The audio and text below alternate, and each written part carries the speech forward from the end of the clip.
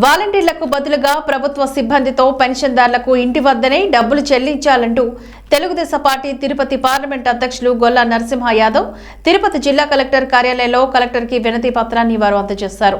ఈ సందర్భంగా ఆయన మీడియాతో మాట్లాడుతూ ఖజానాలోని డబ్బులు జగన్ రెడ్డి కాంట్రాక్టర్లకు దోచిపెట్టి తద్వారా కమిషన్ల కోసం కక్కుర్తుపడి పెన్షన్దారులకు మొండి చేయి చూపించడం ఎంతవరకు సమంజసమంటూ ఆయన మండిపడ్డారు.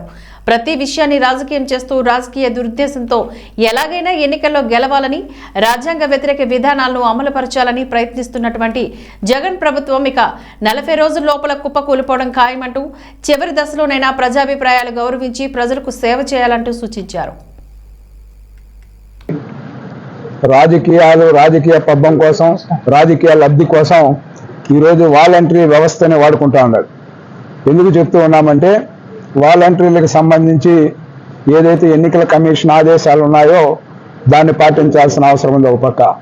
ఇంకో పక్క వాలంటీర్కి సంబంధించి ఏదైతే ప్రతి నెల కూడా 1వ తారీఖు పింఛన్లు పంపిణీ విధానం ఉందో దానికి ప్రత్యామ్నాయంగా ఏదైతే ప్రభుత్వ ఉద్యోగుల ద్వారా వాళ్ళ ఇంటికి ఇచ్చే విధంగా చర్యలు తీసుకోవాల్సిన బాధ్యత రాష్ట్ర ప్రభుత్వం పైన ఉంది.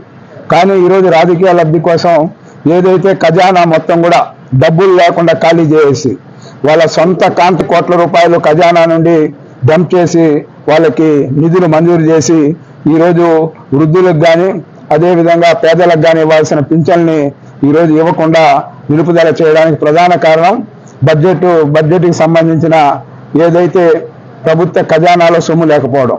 దీన్ని వాస్తవాల్ని చెప్పకుండా ఏదో ప్రతిపక్ష పార్టీలకు సంబంధించి ఏదో అడ్డుకున్నారా ప్రతిపక్ష పార్టీలపైన తెలుగుదేశం పార్టీ పైన మోపేదానికి ప్రయత్నించడం జరిగింది. దీన్ని వెంటనే కూడా తెలుగుదేశం పార్టీ ఖండించి ఇది వాళ్ళు ఏదైతే రాజకీయ లబ్ధి కోసం ఇలాంటి దీన్ని వాడుకుంటా ఉన్నారో దాన్ని వెంటనే కూడా ఖండన తెలియజేస్తూ మా పార్టీ జాతీయ అధ్యక్షులు నారా చంద్రబాబు నాయుడు గారు వెంటనే కూడా ప్రశ్నించడం జరిగింది.